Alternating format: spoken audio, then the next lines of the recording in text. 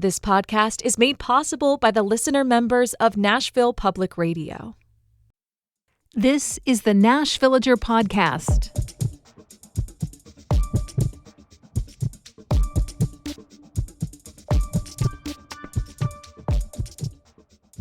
It's April 30th, 2026, and on this day in 1947, a massive dam in the American West was officially named for President Herbert Hoover.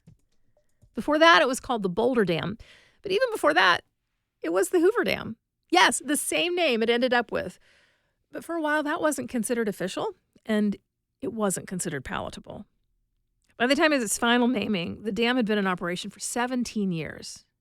At its dedication ceremony in 1930, the Secretary of the Interior made the unilateral declaration during his speech, evidently cleared with nobody, that this marvel of engineering should be named for a man who was president at the time, and who had at one point chaired the commission in charge of the dam building project. But the problem with naming the dam for the president was that Hoover had become incredibly unpopular. It was the first year of the Great Depression. The nation was struggling, and the overwhelming opinion was that Hoover was absolutely bungling things. 2 years later, Franklin Delano Roosevelt took over the White House, and his administration changed the dam's name to the one that workers used for the project as the dam was built. But once the economy improved, and after the dust settled from World War II, everyone's displeasure with Hoover came to feel like ancient history. And he did legitimately have a lot to do with the creation of the structure. So under President Truman, the name was restored. I'm Nina Cardona, and this is your daily digest of what's happening around Middle Tennessee with context from Nashville Public Radio, WPLN News. Like most cities, Nashville has plenty of things named for historical figures. There's a lot here named one way or another for Andrew Jackson. If it's not his actual name, it's Old Hickory or Hermitage, to the point that two different parts of town are named for one man.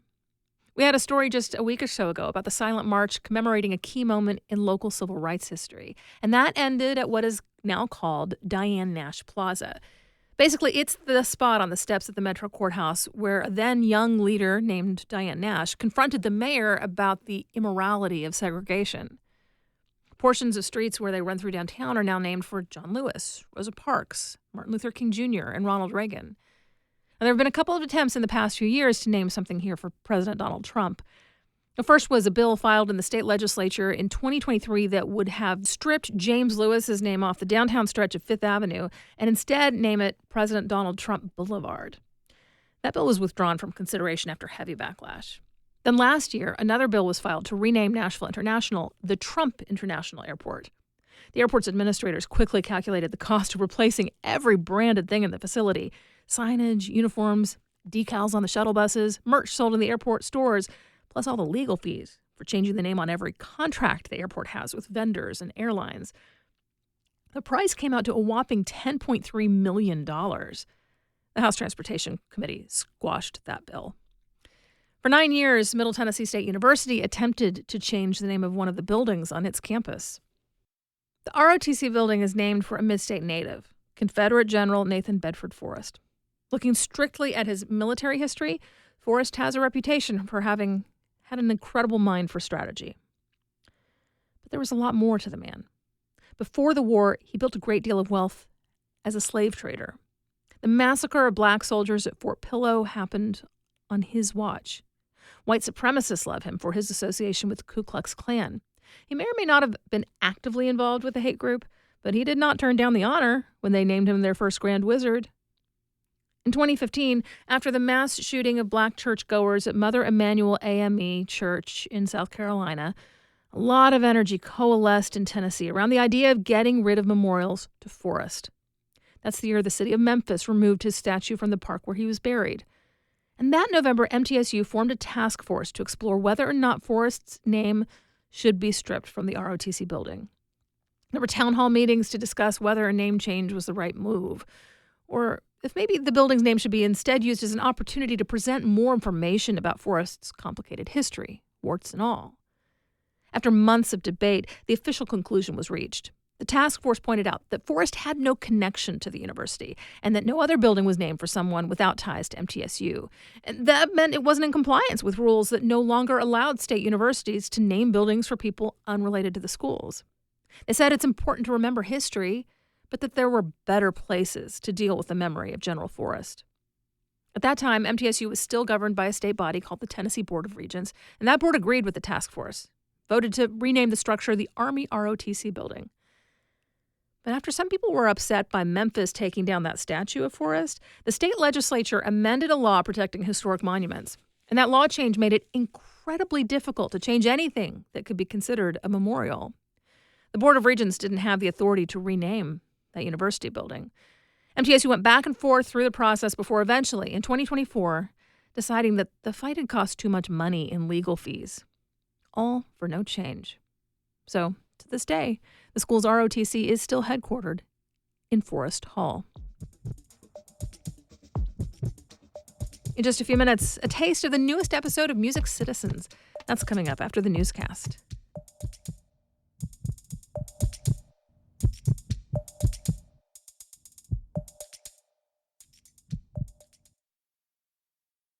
You've got a lot of things to keep track of. Work schedules, family activities, the ever-growing list of things you need to remember to do. Updating the credit card or banking information for your sustaining membership may have slipped your mind. With just 2 minutes of your time, you can update your payment information and check one more thing off your list. Peace of mind for you, funding for your public radio station. Go online to WPLN.org. Here's the latest from WPLN News. A U.S. Supreme Court ruling has cleared the path for Tennessee Republicans to redistrict more seats in their favor ahead of the November midterms. U.S. Senator and gubernatorial candidate Marsha Blackburn has called for lawmakers to draw new maps to eliminate the state's remaining Democratic seat in Congress. Tennessee Republicans got rid of Nashville's reliably Democratic seat during redistricting in 2022, but left Memphis alone. The predominantly black and Democratic city had been protected by federal law that prohibited racial gerrymandering. Now Blackburn is proposing new maps that would lump Memphis in with rural areas in the middle of the state. The drive from one end of the district to the other would be more than 200 miles. Democrats have criticized the plan for diluting the power of black voters. Nashville Mayor Freddie O'Connell outlined the city's priorities for the upcoming fiscal year at the annual State of Metro address yesterday. WPLN's Cynthia Abrams reports his key focus was affordability. O'Connell's address boiled down to, the world is hard right now. But he had some proposals to fix it. That's despite a likely stagnant budget due later this week. His big proposal is a partial grocery tax cut. Lowering the grocery tax by a half cent lightens the load on all of us, especially on working families, single parents, seniors, and anyone who's stretching every dollar. The biggest portion of the grocery tax, that's 4%, which goes to the state, not the city, will remain intact after the legislature failed to approve any changes this session. O'Connell also proposed new grants for local businesses and affordable housing investments. Housing has been a focus of many community requests in recent months. We need housing that is publicly owned and stays affordable forever instead of subsidizing the private market. That was Kenita Patterson, one of many people who called for housing investment at a recent council meeting. The annual budget public hearing, where residents can respond to the mayor's proposal, is set for June 2nd. Cynthia Abrams, WPLN News. New legislation aims to make Tennessee prisons safer by getting more communication to inmates' families and putting body cameras in the state's most notorious facility. The state's prison system has been in legal trouble for being opaque with family members, even after inmates die in custody. One bill lawmakers passed creates an advisory board filled with relatives of currently or formerly incarcerated Tennesseans. It will report to the legislature, the Nashville Scene reports, so supporters hope it will get word out about problems that inmates face inside the prisons. The Trousdale Turner Correctional Facility, which is about an hour outside of Nashville, is the state's largest prison. The CoreCivic facility has the highest homicide rate in the country, and federal data says it is among the most understaffed. Prosecutors have said violence, including sexual abuse, is endemic there. That's where another new law is set to create a body camera pilot program. Supporters say it would make both inmates and workers safer. A guard was killed in the prison earlier this year. Department of Correction Commissioner Frank Strada has opposed bringing cameras into prisons, saying it's expensive. Both measures have passed. Neither yet has the governor's signature. Tennessee lawmakers considered multiple bills this year to control data centers in the state. They didn't pass any restrictions. They did pass a law that allows data centers bypass utilities for their electric needs. That could mean buying directly from an independent producer, but it could also mean building unregulated power stations on site. Elon Musk's XAI is already getting sued because of methane turbines just outside of Memphis. The NAACP filed the suit, arguing the 27 gas turbines never got necessary permits and that the pollution created is disproportionately affecting Black and low-income neighborhoods. Tennessee spends less per student on its public schools than any state in the nation. That's according to a new report from the National Education Association, the country's biggest teachers union. The state spends less than $12,000 a year per kid, $6,000 less than the national average. Tennessee ranks 40th overall for teacher pay, but that's not adjusted for the cost of living. Storm surveyors have now confirmed a tornado very briefly touched down overnight Monday into Tuesday. The National Weather Service says the EF1 tornado traveled a couple hundred yards along Strawberry Hill Road. That's near the border of Davidson and Robertson counties. Winds reaching 95 miles per hour snapped or uprooted hundreds of trees and damaged a handful of barns. One of Nashville's biggest rock stars turned her Ryman residency into a showcase of Nashville's new rock scene. This week, the crowd erupted as Hayley Williams announced special guest Noah Kahan to the stage. Please welcome my new friend Noah Kahan.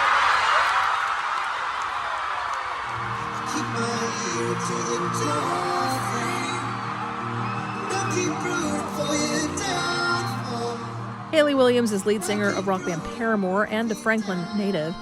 She's also a Nashville music tastemaker. Kahan is at the peak of indie rock. His new album is posed to be number 1 on the Billboard 200 this week. And in a documentary about his life on Netflix, he said he recently bought a house in Nashville. This is Williams' first solo tour, and the guests she's brought out paint a picture of her version of authentic Nashville. She also brought out a member of Nashville punk band Snooper, sang a song with Jason Isbell, and did a cover of her grandfather, Rusty Williams. Also notable are the musicians that Williams has left out of her support. For instance, she often talks about how she doesn't like Morgan Wallen because he said a racial slur online. And on the first night of her residency, Williams told tourists at her show to watch out for flying chairs, a reference to a time Wallen was arrested for throwing a chair off a roof on Lower Broadway. You'll find more news anytime at WPLN.org. And now, as promised, a sneak peek of the brand new episode of Music Citizens, our podcast about the people behind the music here in Nashville. We always say that music tells the viewer how to feel about what they're seeing. Every time you see a commercial, there's a fierce battle going on for what song gets picked to be played in the background. Yeah, that's the whole side of the music business called music sync or music synchronization. It's amazing that anything makes it onto television, honestly. Every placement is a miracle. Sync really is one of the last places where musicians are making pretty good money. Having your song played in a commercial used to be hokey. There will be a first step, a first word, and of course, a first French fry. But then the culture shifted. And now you've got musicians who make music just for sync. I went full throttle doing sync because I've never got a single penny from just my personal music. But that is getting harder and harder to do. Now there's major labels, sync artists, and music libraries all competing for this one place where money still exists. And now you've got AI. Jason? Yes. Are you ready to play a game? I fear this game. Let's just put what the advertisers are looking for in a song into AI, and we'll see what kind of song AI comes up with. Okay, I'm pressing play. Got this power on my tongue, every syllable on my tongue, every syllable could be. Holy oh my God. Wow, if a company really wanted to do that, what's stopping them? No one is. That's why our jobs are important. That's Katie Jellin fighting insurmountable odds to get independent musicians paid. She's the sync master and the subject of our latest episode of Music Citizens, dropping Thursday anywhere you get your podcasts. This latest episode of our Music Citizens series is out now. You can find that in podcast apps. Thanks for listening to the Nash Villager podcast. We take this look at Nashville news every weekday. If you like it, go ahead and subscribe on your favorite app. And tell a friend or give us a mention on your socials. It really helps get the word out. And of course, everything at WPLN News is listener supported. You can become a member at WPLN.org. That's it for today. Thanks so much for listening. Let's make this day a good one, and we'll catch back up tomorrow.